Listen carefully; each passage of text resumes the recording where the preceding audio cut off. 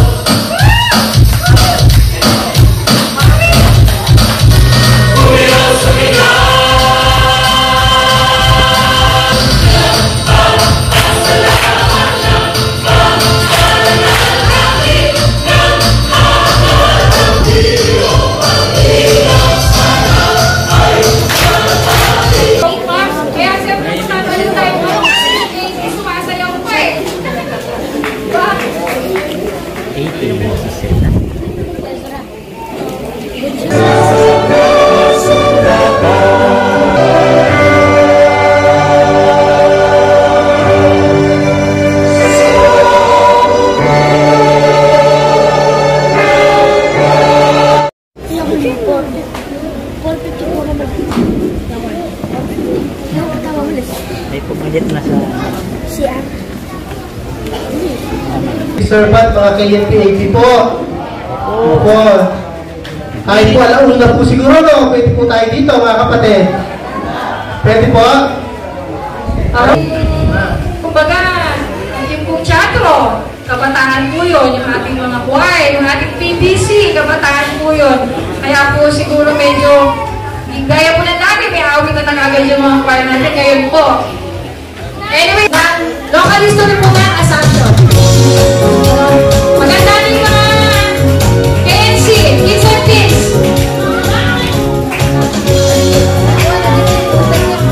Ikapatid na Alex Senyo, na nooy individual siyang nakakadalo taong 2006.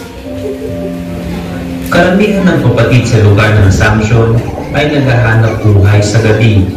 Subalit sila'y masiglang nakakadalo naman noon sa lokal ng Dolores Coordinating Center. doon kayo nandun sa may So kaya't nagkaisa sila at napagkasunduan nila noon nung humiling sa pangasiwaan na magtayo ng kanilang sariling lokal upang kanilang kagalakan sa pagdalo ay malubos pa. At di naglaon ay mabilis na tinugunan ito ng pangasiwaan ng MCGI. February 4, 2007, nang maitatag ang lokal ng Assumption sa bahay ng kapatid na Bonifacio T. Dizon sa 4th Avenue Unisite Subdivision, Barangay Del Pilar, San Fernando, Pampanga. Mayroon lamang nalabing siyang noon ang bilang ng mga kapatid at sa pagtutulong-tulong ng mga unang kapatid sa lokal ay pinagpasyahan agad nila ang mag-aral ng mga opisyales upang mamuna sa mga gawain at umantabay sa mga kapatid. Kinalal bilang diakono si kapatid na Bonifacio T. Dizon at si kapatid na Enesita C. Aquino naman na isa sa pinakamatandang kapatid ang siyang nahalal na diakonesa. Sinundan din ito ang paghalal ng sekretary, treasurer, liga coordinator at group servant ng lokal. Noong August 22, 2015, nang opisyal ng magbukas ang lokal ng Assumption at sa tulong ng Diyos, mayroon ang tinatayang 100 at 42 ang kabuuang bilang ng miyembro ang rehistrado dito.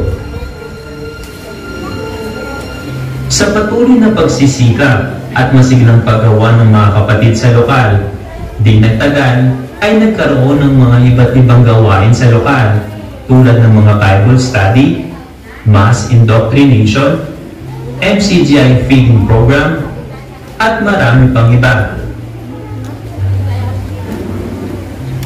Masigilang nagtutulungan magkakasama ang mga kapatid natin dito sa lokal ng Assumption at patuloy na nagsasagawa ng walang humpay na gawang mabuti, gaya ng ating naunawaan sa mga paksang ipinaglilingkod ng ating kapatid na Daniel Razon.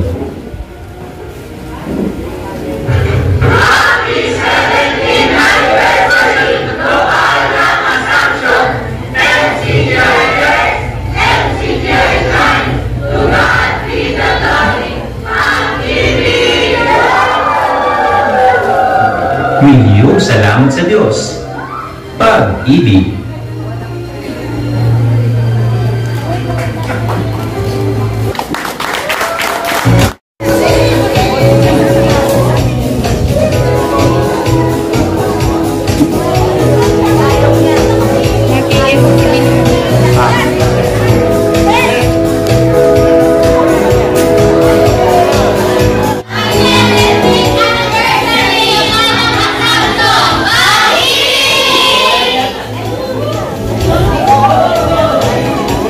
Yung